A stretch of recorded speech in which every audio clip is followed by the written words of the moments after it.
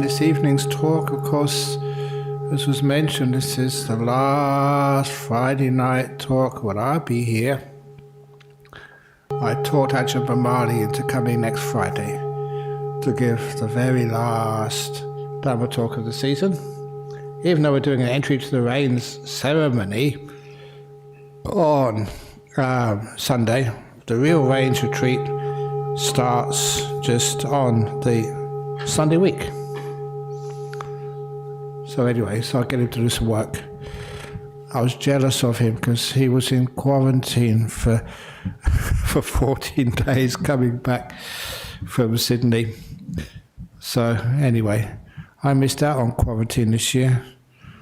But for monks, we don't really call it a burden, we call it a free meditation retreat. Have a nice quiet time. It's interesting that whatever you do in life, you can always see some positive part of it. And that's one of the great things I see of life, is you can't change life, but you can always change your attitude towards it. If it's really, really cold, that's wonderful, because in the cold you don't get any flies or many ants crawling around. And you can always put on some rugs or something to keep yourself warm. And a lot of time, not many people like traveling when it's really cold. So I like the cold. And when it's very warm, I like the warm too. Because when it's nice and warm, you don't have to have the burden of lots of clothes and hats and other stuff you have to put on top of yourself. So I never think of what's wrong. You think, what's right with whatever happens in life? And when you get sick, as I mentioned many, many times, oh, you should never say there's something wrong with me, doctor. I'm sick. Your sickness is the way that your body reacts to things like infections or viruses or stuff. That's the way it heals. And you get many advantages of being sick. You can stay in your room and people feed you. You never get away with that when you're healthy. You don't have to go to work. You don't have to go and give a talk. It's been such a long time since I've been sick, isn't it? I'm always giving talks. But anyhow, you always see the positive side of things. But the talk for this evening, because this is the last talk of the season for me, I call it the last talk. It's not really the last talk, because what happens next is that people say, oh, have a lovely retreat, Ajahn Brahm, just go and meditate a lot and just do nothing. But you know, there's how many monks down at Bodhinyana now? I think you say 23, right? 23. Who's got to look after them? Who's going to teach them? That's my job. So I still give talks, but to the monastic community. And my job is to give them really nice talks, let them really understand meditation. You know, meditation is such an easy thing to do. I can't understand why people don't sort of do lots and lots of it. It's just doing nothing. Isn't that a wonderful thing to do nothing? Would you like to do nothing? Spend 3 months doing nothing? What a wonderful thing. Because, but you don't know how to do nothing, do you? You're all very good at doing things. But doing nothing is something you either feel guilty about, or you don't know how to really get into it. Really just really enjoy and really just allow nothing to take over. Nothing is an amazing part of life. I didn't know what I was going to talk about tonight, but I'm going to talk tonight about nothing. I'm going to start with one of the old stories, which I loved this story, because it was one of these unexpected moments, but physical, so you can understand it. You know, a lot of times you can tell sort of intellectual stuff, spiritual stuff, the 4 this, the 5 that, the 6 something else, and all that, the 7 look like Magnificent Seven, wasn't it? Or something, a movie long time ago. Seven Samurai, that was it. But no, instead of all this number stuff, and some of you don't like mathematics, and so is this an arithmetic class at Dhammaloka? No, it's not an arithmetic class. But I like getting into like stories, because in a story that can really reveal so much more information. And that was a story of when I went down into Guatemala when I was young. Somebody was asking me about this, because between finishing school and going to university, I had this amazing 9 months of free time. So I was really poor in London. This was in 1968, 69. Got a job, earned a little bit of money, and then went over. First of all, would you believe it? If you can imagine this, in those days I had lots of hair, big hair out to here. And where the hair finished, that's where my beard started. And it was called it was like a donut. A donut, look, just a hole in the middle. And I had my guitar. Yeah, I did. And a little backpack. And I went hitchhiking over North Africa. Pretty adventurous thing to do. Must have driven my mother sort of crazy, but I was actually a very responsible young man. And then after that, went over to the United States. And there's 9 months free time, backpacking. But the most nicest thing about that was you go to the United States and it was just like UK, it was just like Europe, it was just no real difference. And I really just wanted to experience more about life. So I went down to Central America. And that was really cool. It's the first time I went into rainforests. I remember I'd always seen in these pictures in the library books about these pyramids in the middle of the jungles of the Yucatan Peninsula in Guatemala or the southeast Mexico. I always wondered what they were there for. The civilization had disappeared before the Spanish came in. So no one knew exactly what they were up to. And that was brilliant. It's one of the reasons why I don't like to have or give too much intellectual knowledge. Allow people to go to these experiences in the mind and experience it for yourself. So you're not told what to believe, which means your mind is free to paint the picture for itself. And so anyway, I eventually found my way to these big pyramids in the Yucatan Peninsula. The first place I went to was this place called Tikal. And it took days to get there. I've got to tell you something about the story of how I got there, because otherwise what happened there won't make sense. It was a very great spiritual moment for me when this happened. But actually to get there, from Guatemala City, and this was in 1969, so nothing much was there. It was an old city, but there was nothing much with infrastructure like trains or anything. I got like an old bus to get to the port city on the Caribbean coast. I remember even there, you were stopped by the army. The bus was stopped. All the males had to get out, and there was a machine gun trained on you. Because there was insurrection somewhere in the jungle there. And when I got out, I didn't know whether I was going to be able to get back in again afterwards, or whether I'd be shot to pieces. These days, it's very boring being a monk, but in those days, it was exciting. And then from the coast, on the Guatemalan coast, the only way to go further was get a fishing boat. And this was one time when I learned about just why sometimes people are dull when you meditate. When you meditate a lot, you get so tired and sleepy. I hadn't slept all night when you got this fishing boat early in the morning, about 1 o'clock in the morning, to get you on the next leg of the journey. And you saw the sun come up over the Caribbean in the morning. It was in 1969, and that was absolutely breathtaking. The beautiful dawn, the rise of the morning sun. with reds and golds and purples streaking over the Caribbean Ocean. Wow. And there's no way I could fall asleep.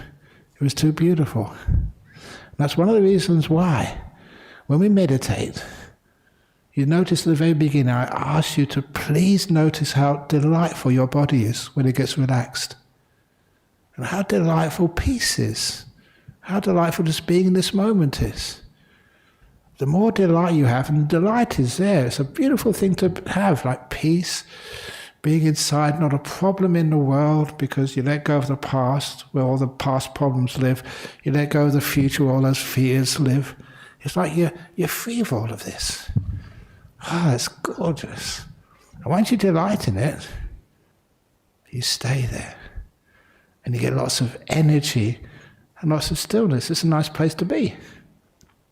That's why doing nothing, that's what happens.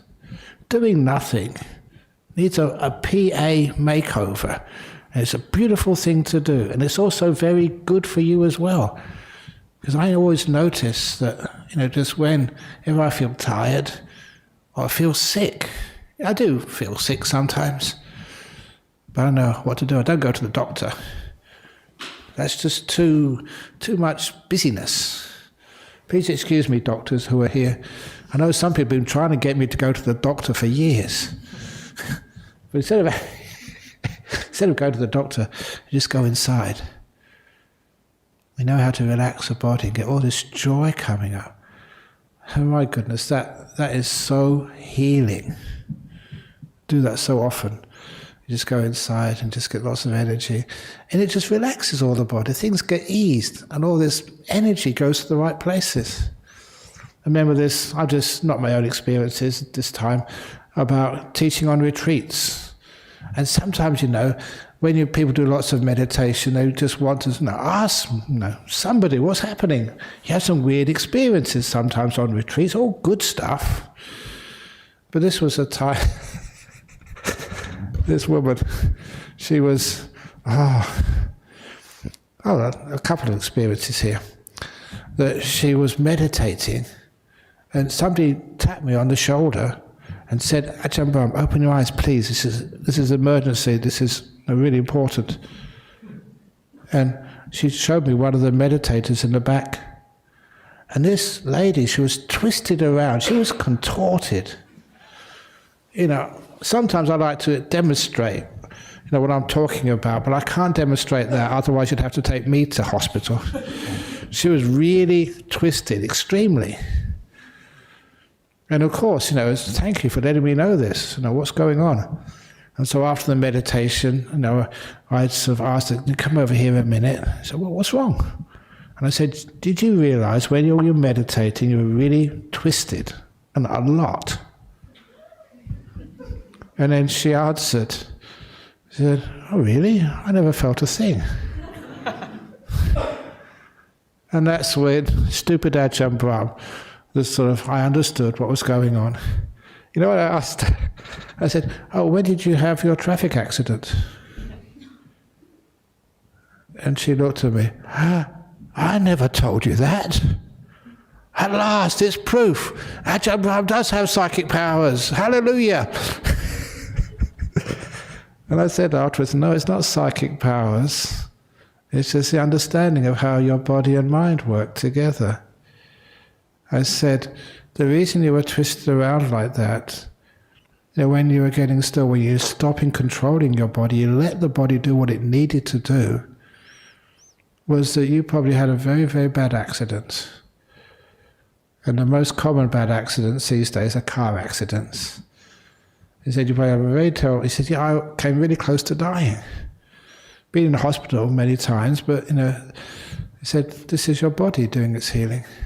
You need to twist around like that in order to open those channels of energy so they could get to where they were needed. You probably feel wonderful now. And he said, yeah, I never felt so relaxed in my back for days, for months. And it's stories like that which tell me just how your body has ways of healing itself. If you don't get scared and just worried about it, let it happen. And that's certainly what I always do. whenever there's any sickness in the body, I try to not to do anything about it, but to not do. To relax to the max and let the energy go to where it's needed. And that was an extreme case, but I know that many other cases when people meditate, you get into a nice deep meditation. I don't mean to, jhana, you see beautiful lights and stuff. You get peaceful enough. What happens is you get what I call like hot spots in your body.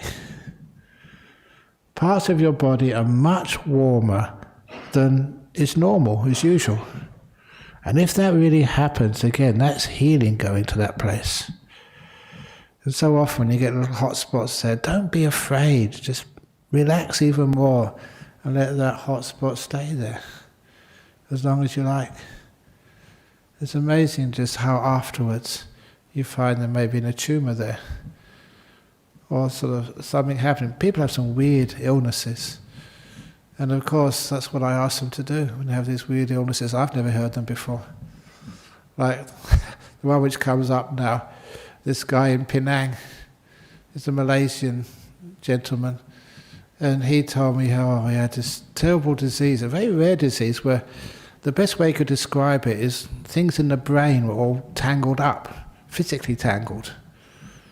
And he said he had one operation for that, and it was really painful and very sort of unpleasant. But he went through it and he thought it was cured. It was very, very rare.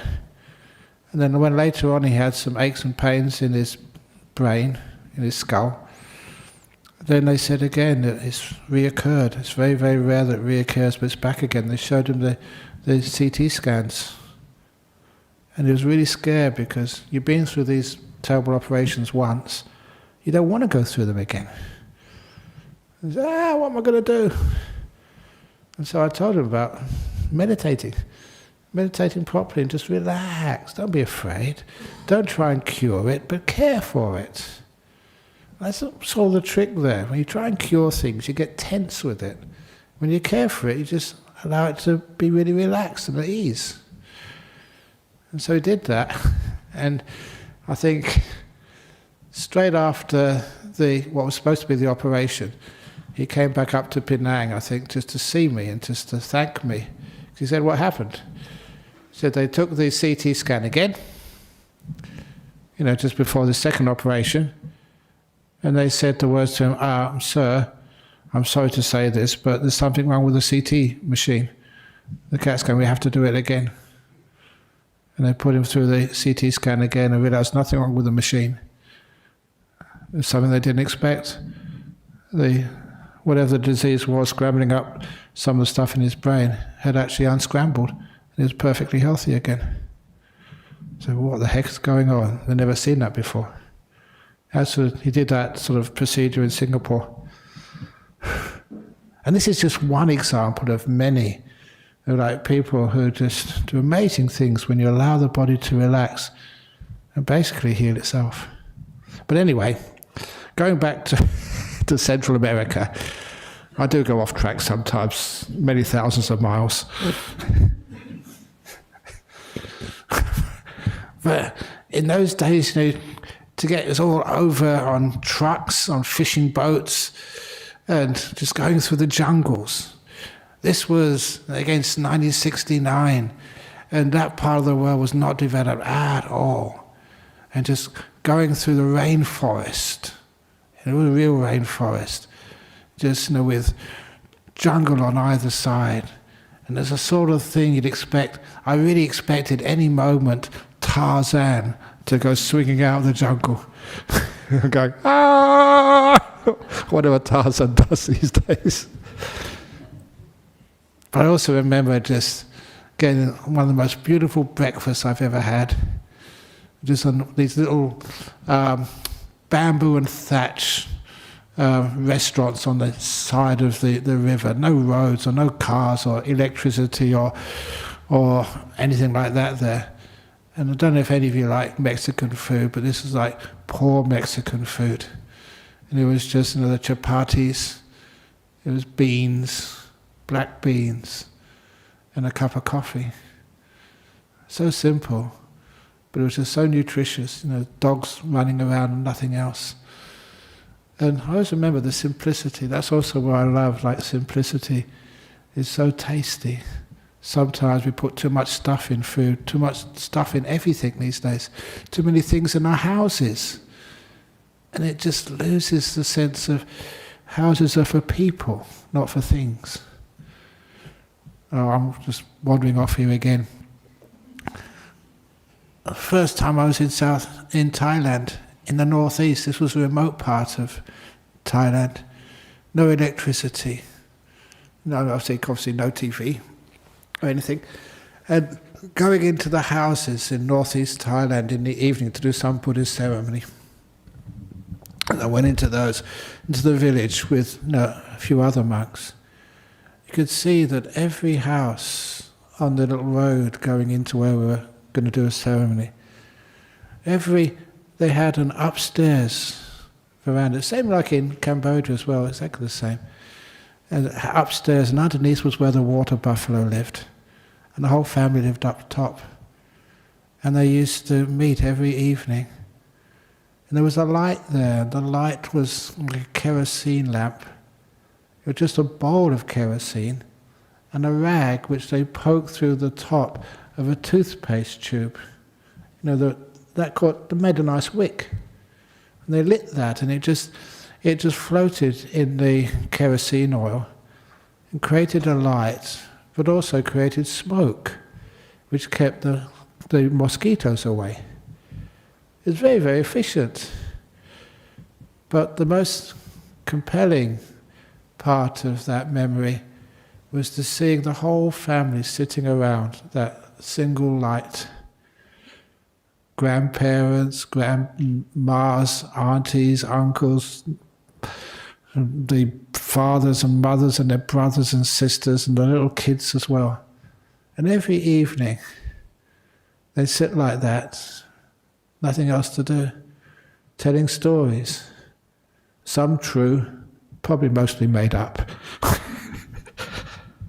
But they were together every evening, just sharing their time together. And when I saw that, I thought, my childhood was abusive. We had a TV. I wish we hadn't have had that. It was nice and simple, people talking together and learning the beautiful social skills of just laughing and talking and being with one another. So some of those simple things of life, try and recreate that in monasteries, but it's hard. But anyway, just going through those rivers and eventually finding your way to these old ancient archaeological sites. And there's hardly anybody there, because it's just too hard to get to, right in the middle of the jungle. And what you saw there was these huge pyramids. Now, of course, I was only I just turned 18 at the time, fit, healthy. People sometimes don't believe that, but I was fit and healthy and thin and handsome and young years ago. But anyway, so what do? You want to climb one. And there's no one there to stop you.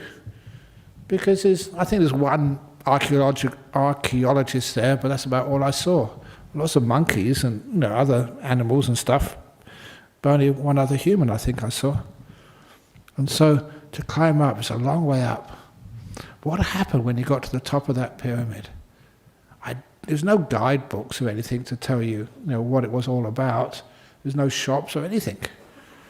So, but what I did when I got to the top there, that was amazing. Because I had no information, I wasn't told what those things were supposed to mean. It was obvious what they were for. Because at the top there's a little hut, little room. But what was so impressive was when you got to the top, you were above the tree line of the jungle. You could see the horizon in all directions. There was nothing, this is why the nothing thing comes in. There was nothing between you and infinity in all directions. You just look and see the horizon, stretching way beyond what you could reach. It was a sign of letting go, of nothing. And why it is that priests, experts, monks, nuns sometimes stand in between you and the infinite. We try to explain it to you. Explanations are not needed, just got to get someone to get up on top of that pyramid and see beyond your world. See beyond what you've experienced, what you've known, what you've been taught. See emptiness in all directions. Nothing there, no gods, no priests, no nothing.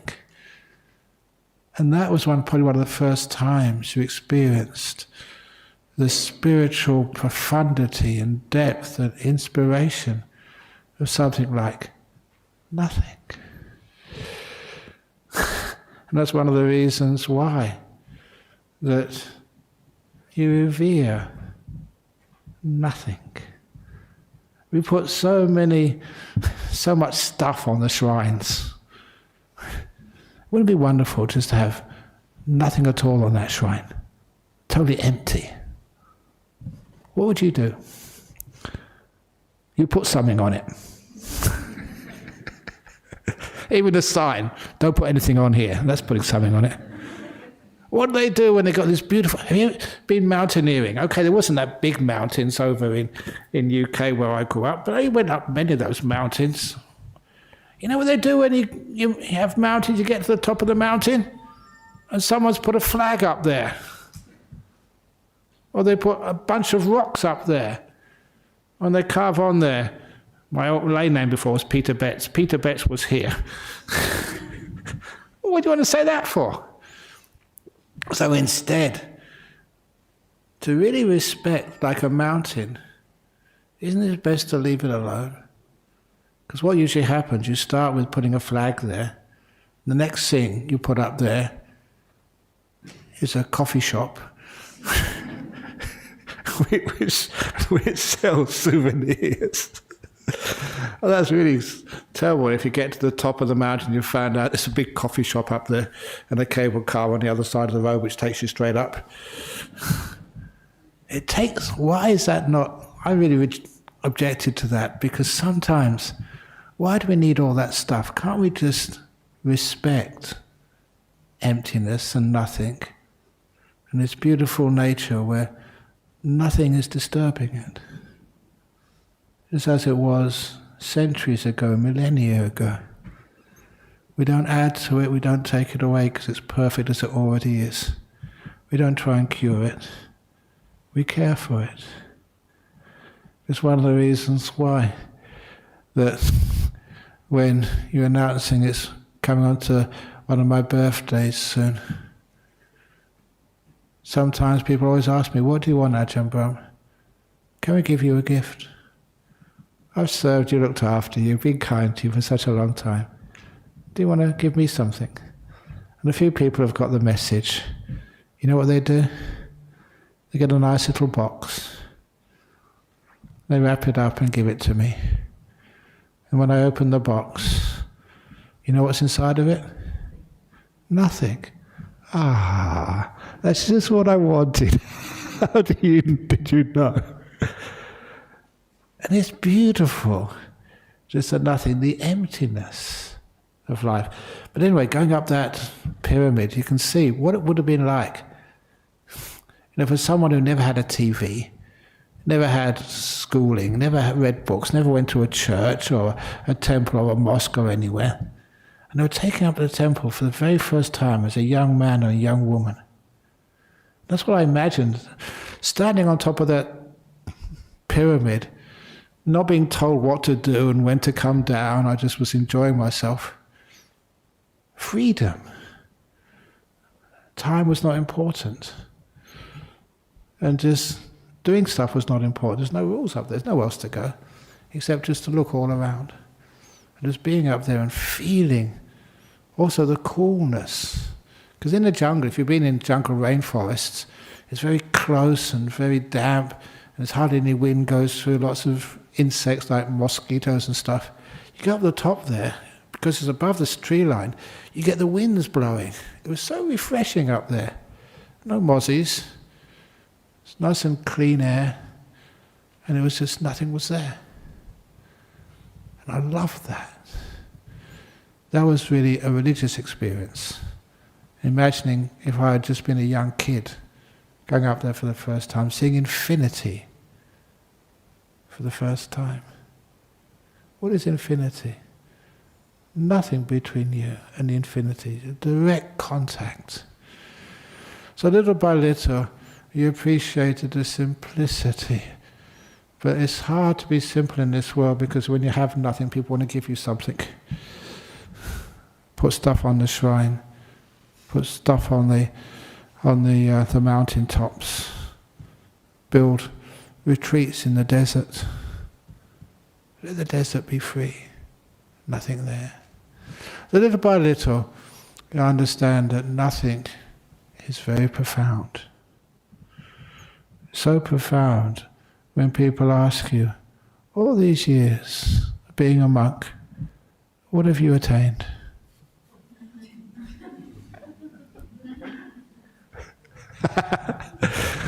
If you say nothing, some people will just be upset at you. Say, what have you been doing all this time? Just lazing around, sleeping all the time? Oh, crikey.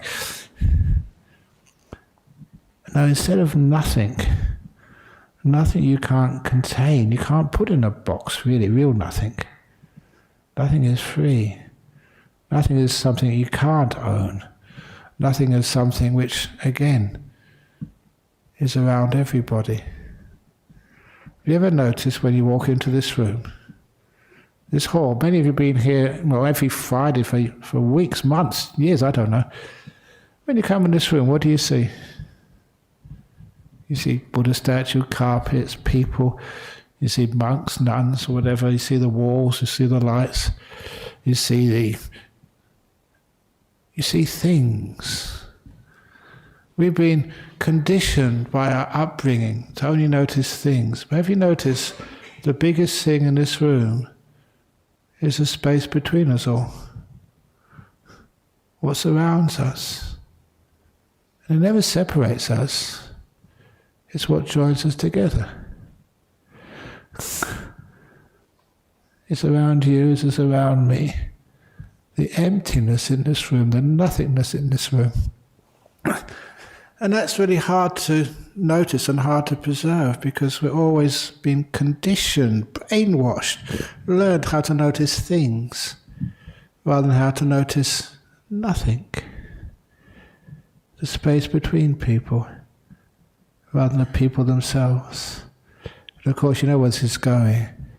The space between your thoughts rather than the thoughts themselves. This is an old meditator's trick, but I love doing it. The first time I did this was in Singapore, in a big hall, about 3,000 people. And people said, oh, we can't meditate. We've got too busy minds. These are executives, business people. It's very tough in Singapore to get by and to make $1 and to keep the dollar and whatever else they're trying to find and keep. Said, well, we can't meditate. It's a waste of time. Ooh. Ooh.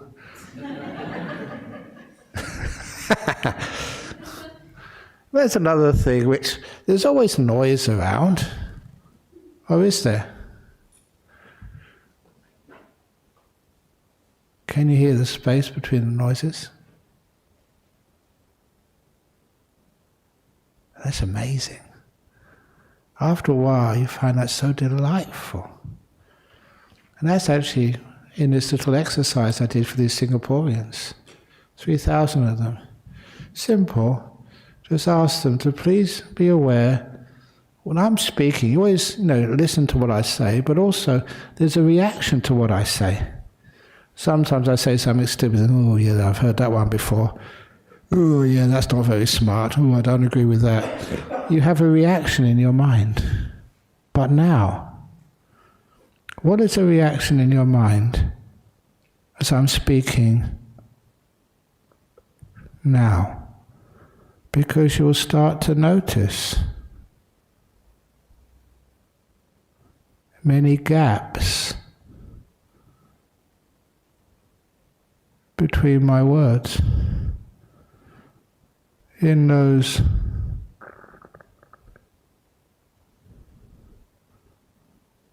spaces, what was happening inside?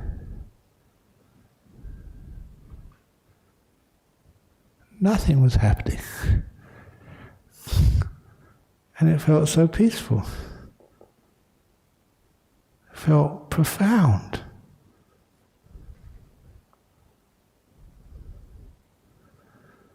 And that was the first time many of those 3,000, they were business people, first time they experienced some silence,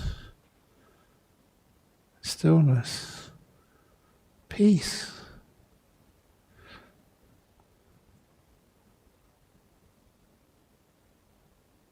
There it was again. So simple, isn't it?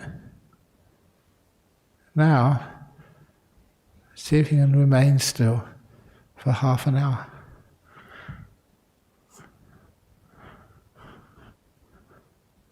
If you notice its beauty and its joy, its good qualities, it's so easy to stay there. You don't need to give it a name. You don't need to try and capture it. Peace is very shy. If you mention her name, she runs away. They never love to be captured. They'll escape at the first opportunity. You know peace. You can't own it. These are little things which you feel. That's why doing nothing should be the most easiest thing in the world to do. And people say, how do I do nothing? You know, we feel guilty if we don't do something. Why? So, sometimes it's a weekend. I don't know what you're doing tomorrow. Can you have even an afternoon free to do nothing? Sit in your garden if you've got a garden, or a veranda if you've got a veranda somewhere, and see how difficult it is to do nothing. Because I said the first person, I made a simile up years ago, the first person sits in their garden or sits on the veranda, okay, I'm doing nothing. So they get up a book and read this. And that's not doing nothing, reading a book. Oh, okay, sorry. So they put the book away and they're looking at their garden. And they're thinking, oh, that bush over there, that needs to be pruned. And that flower over there, that bed needs to be watered. That's doing stuff, planning it. See if you can just sit there and say, even though the flower bed does need watering, even though the lawn needs raking, even though the tree is almost falling over, not now. The only time you can really do nothing is in this present moment. Because right now it's already here, and it's perfect enough. You just let it be. People say, how do we let things be? Do nothing. How do you do nothing? Just let it be. You know? It has to have some trust. That's my job, is trying to sell the product. I remember I actually get into trouble doing that, like selling nothing. Can you sell nothing? Encourage it so you can appreciate its beauty and its benefit. Sometimes, if you tell that to the people you live with, you say, you know, what are you doing just sitting on the veranda there? You say, I'm doing nothing. Oh, great, can you please come and help me? Because nothing is not appreciated these days. So that's why those of you who've been on meditation retreats with me, you know the little tricks. If your like husband or your wife, your friend or someone says, what are you doing there? If you just say doing nothing, that doesn't really cut the ice with them. So you say, I'm watching the trees grow. Trees do grow, you know. And you've got to really watch them for a long time before you see them grow. It's just a good excuse to learn how to do nothing. And it's very healthy for you. We know how to do things. We're very good at doing things. And what happens when we do things? A lot of the time we make a big mess of things. You don't know how to do it, I know how to do it. You do it the wrong way, I do it the right way. If you don't do anything at all, you can't make mistakes. See what it's like. Having a weekend, a day off. How many times have you had a day off? Probably never, since you were born. Always doing something. So see if you can know the art of doing nothing. Of relaxing. Letting peace come inside of you. That's all there is. Peace and stillness. Sometimes people feel that you're going to go asleep. But that doesn't happen. As I said, real peace is very beautiful and delightful. It's like a diamond, it glistens. That's the same with the peace. It's so beautiful, delightful, you can't take your eyes off it. It's gorgeous, and you can feel its effect on your body and on your mind. Freeing, relaxing. How does your mind feel? A lot of times it's just tight and tense. I know that feeling as well because I'm a senior monk. I have to do lots and lots of stuff. And just recently just arranging stuff for people coming on quarantine, starting to arrange retreats soon. There's so much stuff to do. But I also got my cave over in Bodhinyana Monastery. That's one thing which is open for inspection on the opening to the rains day. Go see my cave. And no reason why I love that cave, because it's silent inside. It's underground. It's monk-built cave. It's a very comfortable cave. It's like a 5-star cave. It does have electricity, I've got to admit, and a cork tile floor. But when you go inside, you can't hear a thing. I often say the monks might be going crazy outside. I don't care, because inside you can't hear anything. And it's silent and it's dark. Everything gets so peaceful there. There's nothing in there. So little by little you learn just how to respect nothing. You know, these days we have Buddha statues on the shrine. In those early days, they never had Buddha statues. They're like an empty seat or a footprint, but no Buddha was there. Why?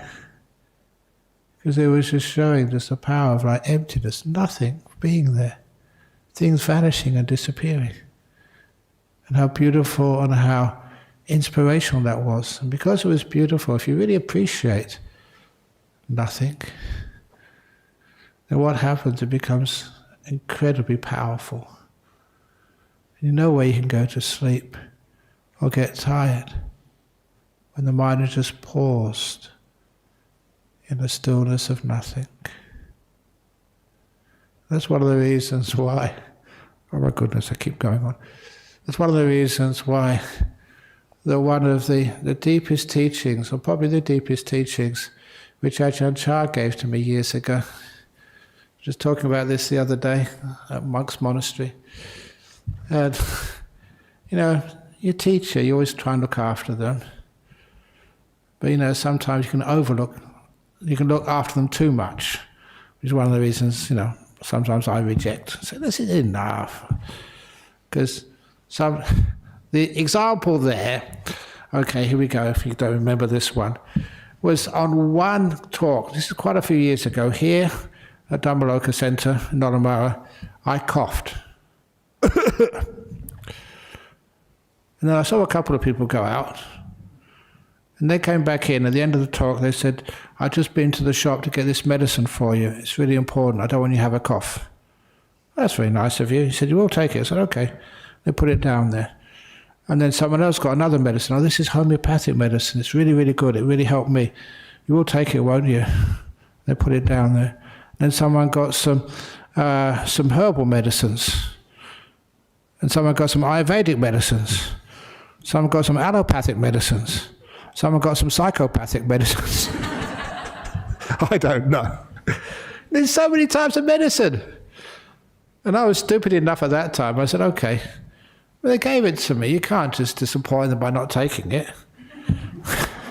Oh, exactly, yes. Then I was really sick.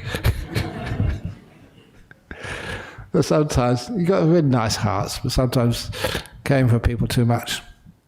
But anyway, so when Ajahn Chah got sick, instead of actually, it wasn't really about caring for him. That was part of it. But he was my teacher. So we built a sauna for him in this monastery. Now, saunas, you may think, were created in Sweden or somewhere. But you know that saunas were mentioned as a general building in the monasteries in the time of the Buddha. It was one of the buildings they had there. Fire rooms, they called it, saunas.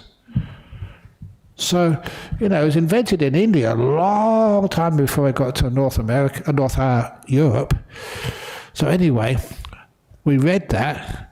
One of the nice things about being a Western monk, it's easy to learn these languages like Pali, Sanskrit and stuff, because you've been trained like that to learn those languages, and then you read it yourself, and you're rebellious enough to say, hey, no one told me about that, it's there, see, it must be right. So we built one. I was involved in that. So we built a sauna for our teacher. I must admit, I didn't spend too much time in there because I was English, but those German monks, they made it so hot in there. I don't know why. But anyhow, so Ajahn Chah would go in there, and he would go in there once a week. It wasn't just to look after him, just like the love and care for someone who taught you, but he would come every week and give us a talk. It was just a means to get him to come in. So if you want me to give a talk, Hokchin, if you want me to give a talk in Dhammaloka during the rains retreat, 1, make sure I'm sick. 2, make a sauna here. But no, I'm only joking. But what happened once, like these talks which are given, especially by great monks like Ajahn Chah, my teacher in Thailand, some of those talks are so boring. And I'm being honest, being totally respectful, but honest. Sometimes I go on and on and on and on and on.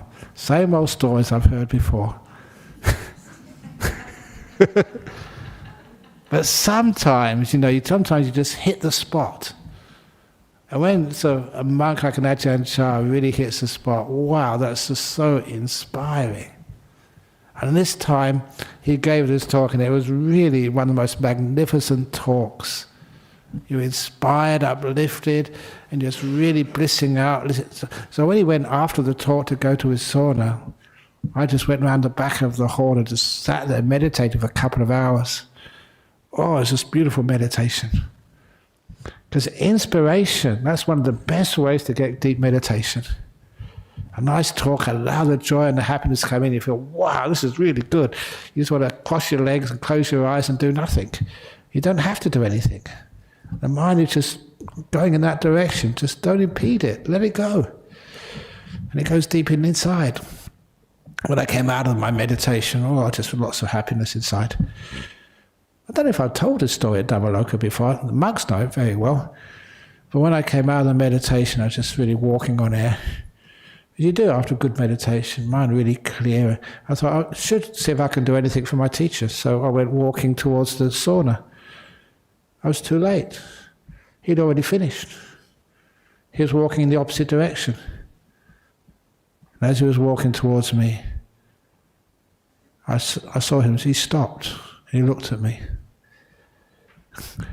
Now, sometimes, you're not really supposed to talk about like weird stuff, like psychic powers and stuff. But I don't mind saying this about Ajahn Chah.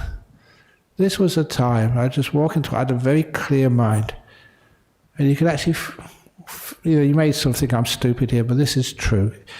you could feel him, as it were, going inside your mind, reading me. Weird, I can't explain how else it feels, but just he was inside, checking me out. And for once in my life, I didn't mind, because my mind was pretty pure after deep meditation. So there, come in, check me out. You know what it's like? If everything in your room is nice and clean when your mother comes to check on you, or you got all your your stuff done at work when the boss comes and said, "How's it going?" You feel, oh yeah, come and have a look. Yeah, look at my mind. Then afterwards, he looked at me. It's really, it's weird to say, but fierce but kind. Brahma Wangso. Sorry. Sorry about that. Brahma Wangso, that's a full name. Ajahn Brahm, that came later on in my life. Brahma Wangso is a very long name. So out of kindness, just shorten it to Brahm. It's a much easier name, much more cuddly. But it does have its bad side effects. And one of those bad side effects, I'll go back to Ajahn Chah's story in a moment. And one of those bad side effects was I gave a talk in Mercedes College in Perth. Anyone here from Mercedes College went to school there? You did, okay. Hope this wasn't you, but it's a Catholic girls' school. And so I went to give a talk there on Buddhism, just one afternoon, and just quite a few classes. And the following day, I don't know exactly what business I had in St. George's Terrace, walking down the road there, but I was walking, doing something or other, and then I saw these Mercedes schoolgirls walking the opposite direction. And we were going to cross paths, and they looked at me and said, "Hey, you were the monk who gave a talk at our school yesterday." And I said, "Wow, you still remember me?" He said, "Oh yeah, we'll never forget you." I thought, how nice that is. And I was really warmed by, like 13, 14-year-old schoolgirls saying nice things to you, it was really quite pleasing. You won't forget me. No, we'll never forget anyone who's called Ajahn Brahm. I said there's an M on the end. I thought that was very funny. I wasn't insulted. I thought, yeah, okay, good one. I can use that in my talk, because I've been using my talks for many, many years now. Ajahn Brahm. But anyway, just with Ajahn Chah, he looked at me and Brahma Wangso. And the next thing he said was, "Why?" And that comes from a teacher you respect enormously. I realized that what he was trying to do, he'd obviously gone inside, checked me out, and realized I had a very deep meditation, which was true. And so he tried to help me become enlightened, basically. Why? And I replied, "I don't know." I was a stupid young man. I don't know. But one of the lovely things with being in that tradition, when you made a stupid reply, did anything stupid, that teacher would never criticize you, would never sort of hit you or anything. He just thought it was just so incredibly funny. He burst out laughing. I always think that's one of the reasons why he had lots of Western monks, because we created so much humor for him. Some of the things we do. So anyway, he laughed, but then he stopped laughing. And he looked at me, and he said, "I will tell you the answer. If anyone ever asks you again the question, why? This is the answer." You can imagine how excited you get. It was only just Ajahn Chah and myself on the path. No one else was around. Oh, it was the driver, I think, the Thai man was around. And he said, the answer to the question why, for one of the greatest monks. And he said, the answer to the question why was, Mai Mi Arai. That's Thai. And Mai Mi Arai means, there's nothing. There's nothing. That's the answer. Then he looked at me and said, Brahmawangso, with lots of kindness, do you understand? I said, yes, yes. And he said, no, you don't. I was really high one moment, and right down on the ground in the pits next moment, no, you don't. And then he walked off laughing. But it was a very beautiful interchange. And I mentioned it many times in my life, and I always remember it as well. Why? There's nothing. For those of you who want to study deeper, it's called anatta, non-self, whatever you want to call it. Sunyata, nothingness. Just like that beautiful nothingness on the top of the pyramid. Nothing between you and forever. Infinite. Nothing. The answer to the question, why? Do you understand? You know the usual answer, no you don't. That's why you have to come next week to listen to Ajahn Brahm. Thank you all for listening. Sadhu, sadhu, sadhu. Okay, please excuse me for indulging, as usual. I enjoy myself. Okay, any questions from the floor here? Yeah. Okay. Ajahn, if Yes. there's nothing, why build more retreat center? Nothing. Why retreat Boston? To create more sweet nothings in the world.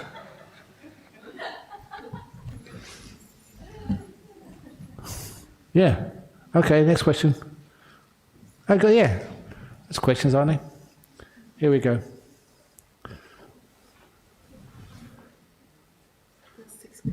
Wow, that's a lot for nothing. Yeah, enough, okay. From Singapore. I have a lot of doubt and worry as well as low self-esteem. Keep agonizing over rethinking, doubting decisions made, changing them, especially the life path vocation I am on. Any advice, please? Like doubt, making decisions, that's a very easy thing to do. I think I mentioned this recently, didn't I? Last week, when I was in Oslo, I just tossed a coin. Because that's when somebody asked me. The woman asked me, said, no, got difficult. And this is not a joke, Ajahn Brahm, she said, don't say that to me, because it doesn't work. So I got a very difficult decision in life, life-changing. Oh, how should I make that decision? Then I looked at her and said, well, suppose it is, should I marry that boy sitting next to me? I didn't know them. Never seen them before in my life. And she just put her heads in her hands. So that was the decision she was trying to make. You know, that's an important decision in life. You know, you don't know really whether it's going to work out or not. You can try your very best. And she was agonizing over that. Should I marry him or should I not marry him? So it's so easy. Take a coin, heads I marry him, tails I don't.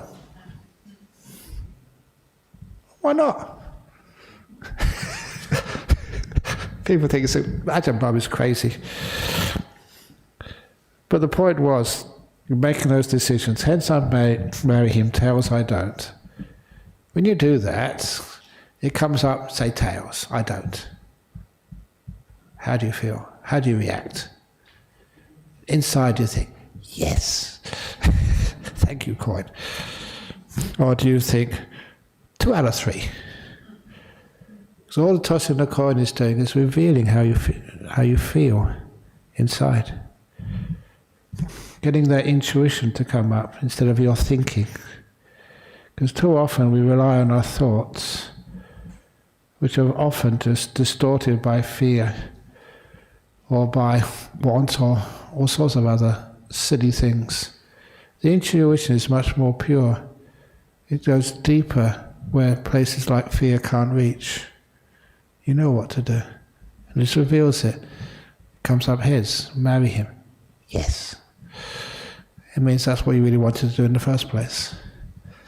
But the other thing which I say, people think I'm crazy, I've never been married, that probably explains all this stupid stuff I say. But the other thing which I say is that it doesn't matter that much what decision you make. What is really crucial is what you do after you've made that decision. In other words, if you decide to follow that path, put all your energy into making it work. So, doing a new business. Look, a good example, like going out of this room here, turning left or turning right, which one do you want to go? You find out the path always leads back in a circle, goes the other side. It doesn't really matter whether you go out the left door or the right door. What is really important is what you do after you made that decision, to make sure you don't wear yourself out making decisions. You save the energy to after you made the decision to make it work. In my experience in life, is almost anything you can make work. But a lot of times you make the decision and use all our energy, should I not? And once you made the decision, you're too tired to make it work. Your low self-esteem, it's wonderful if you're a Buddhist, you know there's no self anywhere. So if I've got high self-esteem, low self-esteem, I've got no self-esteem. I esteem my no self. That's why if you ever go on a retreat, at places like Ajahn Brahm meditation retreat, we've got like 2 lines for people to get their food. One is for the enlightened ones, that's no self service. And the ones who aren't enlightened yet, you have to go self-service. Sorry, I'm going to carry on and finish quickly. When a decision has been made, it's made. Let it go, for goodness sake. That's why I always say that there's this word which somebody told me about the infinite, about the ground of all being, about just essential reality, about God or Nibbana or whatever they wanted to call it. They called it the ineffable. No, the ineffable, sorry. Have you heard that, the ineffable? Has anyone ever explained what it means? Like life is ineffable. The origin of the universe is ineffable. The ultimate reality is ineffable. It means you can't F it. It's ineffable. I don't know what you mean by effing something, but I know one I know one interpretation of that, and I'm not going to say it. But I thought that was a very useless word. So I wanted to change that word from ineffable to ineffable. That's a really useful word, ineffable. The past is ineffable. If you'd have married somebody else, what would it have been like? Better, worse? Who knows? If you hadn't got that job you did, if you hadn't come here this evening, and you'd gone to watch a TV or something, what would your life have turned out like? If. The past is ineffable. The future is ineffable. I love that idea because it means you're so free of just wasting your energy in your brain. Just trying to think, I should have done something else, I shouldn't have done this, I shouldn't have done... Anyway, next question. Victor Chan from US. Is there a Buddhist viewpoint on the COVID vaccine? Is it a personal choice? Are we obligated to take the vaccine for the good of the community? Well, you may know I've had my first AstraZeneca vaccine. The reason I wanted that was because it's got Zen in it, which is pretty Buddhist. That's Zen. Okay. I got my second next Friday. And is it a personal choice? It's actually not a personal choice. I'm taking that because apparently once you get vaccinated, you go travelling again. I miss that going overseas and all this. It's been such a long time since I've seen an aircraft from the inside. No, it's sometimes you look at your own body and mind. Does it do any harm to you? It's very, very rare that it does any harm to anybody. And it does apparently help people, so I'm taking it, so I don't know why other people don't take it.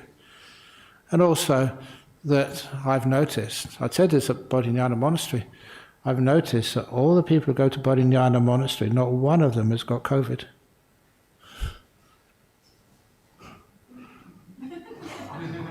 So this is just, just facts, statistics. It's there to be. No, anyway. So, from a Buddhist point of view, compassion, why not? From Myanmar, I see many COVID deaths around me in countries around lockdown. Conflict is outside and within. How shall I deal with all the suffering? Again, you have suffering there with COVID, but please look for the beauty. Some of the great sort of health workers on the front line, just how much they give and sacrifice themselves for others. That's inspiring. Sometimes when there is tragedies around the world, you can always find, if you look carefully enough, see great inspirations happening. Some people die, and some people very close to you die as well. And people you've known for a long time. But that always happens all the time. People dying, tragedies, tsunamis. But why? And can't we see something beautiful there as well? For the tsunami, I'm going to tell the tsunami story now. This is the crocodile story. If you haven't heard this before, but this always inspires me. There was a gentleman who would, on the way to work every morning, would stop by one of the lagoons, this was in Sri Lanka, and just take 3 or 4 slices of bread to give to the fish. And then one day, when he did his usual routine on the way to work, just put 3 or 4 slices of bread for the fish, he saw there was something else there. It was a crocodile came as well. And he gave 2 pieces of bread to the crocodile as well. And that crocodile would come every morning to get some bread. And the crocodiles, they can eat people. So anyway, this was going on for a while, and then one morning he had his bread. He didn't have time to feed the fishes and the crocodile because a big wave came, the tsunami. And it just got hold of him and washed him out into the ocean. And basically out to sea. The currents were so strong. And he was struggling to try and keep afloat. And apparently he grabbed onto 1 or 2 pieces, I think one was a piece of furniture, a chair, to try and keep afloat. But the current was so strong that it would actually rip whatever he held away from him. And he was going further and further away from shore. And then he grabbed onto a log of wood. He could hold on to that. It was big enough and just sort of rough enough to keep a grip on it. And then there's utter confusion and fear, and he noticed that log of wood was actually going the opposite direction to everything else. Everything else was going further and further away from shore, and this log of wood was going closer to shore. And he didn't really figure out what it was because he was just so desperate to survive. When he got close enough to the bank, he could jump off the log of wood and climb up to the shore. And only then, when he looked, he saw it wasn't a log of wood. It was a crocodile. Now, why did that crocodile do that? Now, some people say, oh, maybe because he wanted some more bread the following day. Well, I don't think that's the case. You're kind to animals, and animals are kind to you. Even crocodiles. So I love that little story. So, from tragedies, we sometimes get some amazing, inspiring stories.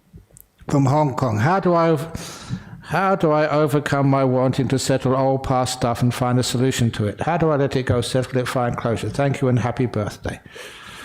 Okay, that old saying which I mentioned. I mentioned this last week because when I went down to Albany, someone had actually carved that into a nice piece of wood, and it was in my room where I was resting when I was in the Albany Monastery. And that's the old saying, don't seek revenge, because karma will get the bastards anyway. Now, sometimes people criticize me. Ajahn Brahm, you shouldn't speak like that. Speak more polite. But do you remember it if I speak it polite? Of course you don't. You add a little bit of spice to the words, and people remember it. And it's true, you're Buddhist. Karma will eventually make its way around. And sometimes you see the hardship, as they must really suffer for that. So you don't need to settle old past stuff. Find a solution to it, you learn from it. Don't be so stupid next time to sort of marry a person like that. Check them out first of all. Or whatever it is. Or even better, don't get married at all. Become a monk or a nun, that's a wonderful lifestyle. Anyway, from Australia, dear Ajahn, during meditation I'm worried that I'm suppressing my thoughts instead of letting go. How do I tell the difference? If you're suppressing the thoughts, you can feel the tension in your mind and the fear that if you let go, those thoughts will come back. It's a totally different feeling. If you're letting go, it's so peaceful. Just there's not a thought there. You can come in if you want thoughts, they're not there. Suppression can only work temporarily, and it's not a real solution at all.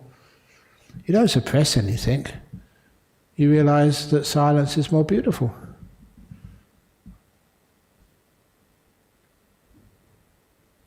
Isn't it more beautiful than me speaking? Unfortunately, there's one more question. When monastics become too old to live independently in a monastery, what happens to them? Oh, we do have the voluntary euthanasia. Fortunately, that voluntary euthanasia is allowable now in Perth. So it has to be voluntary. We just actually talk to them and say, come on, do the right thing.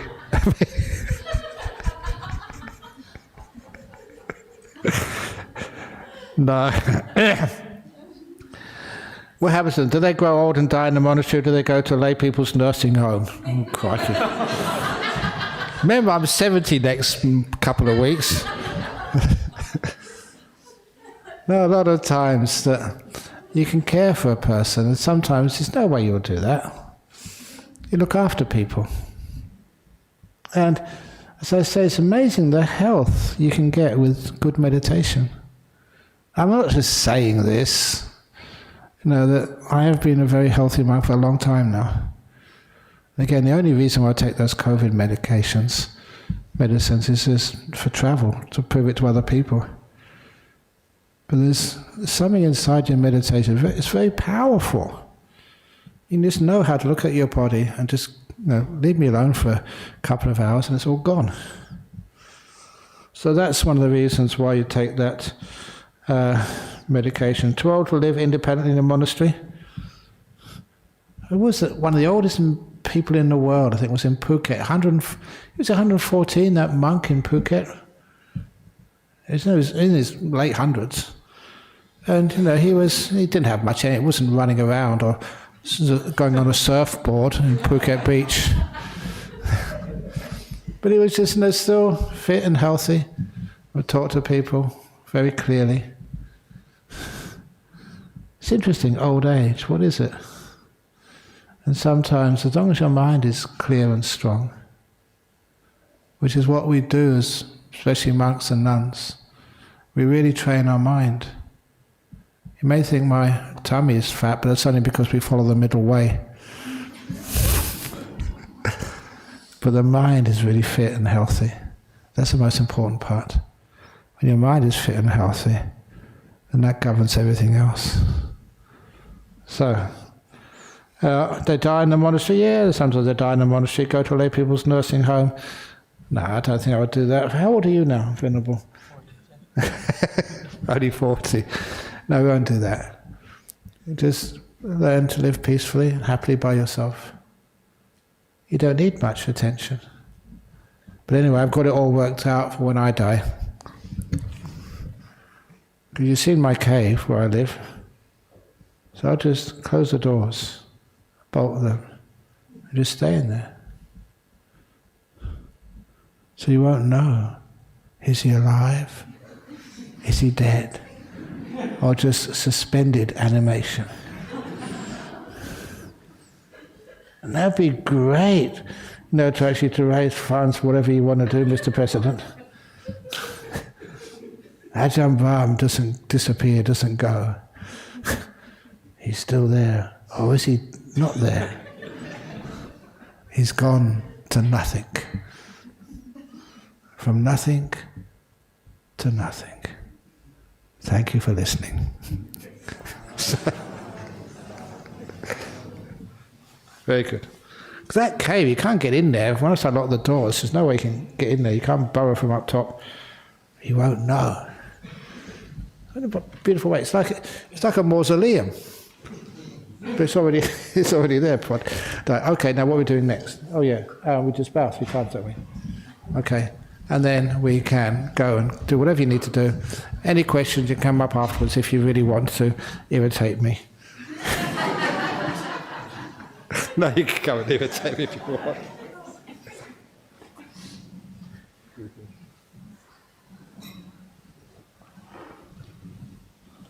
Arahang Samma Sambuddho Bhagava Buddhang Bhagavantang Abhivademi Suakato Bhagavata Dhammo Dhammang Namasami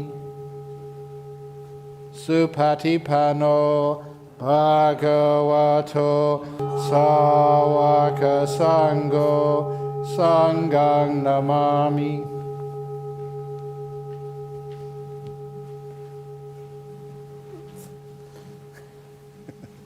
Oops.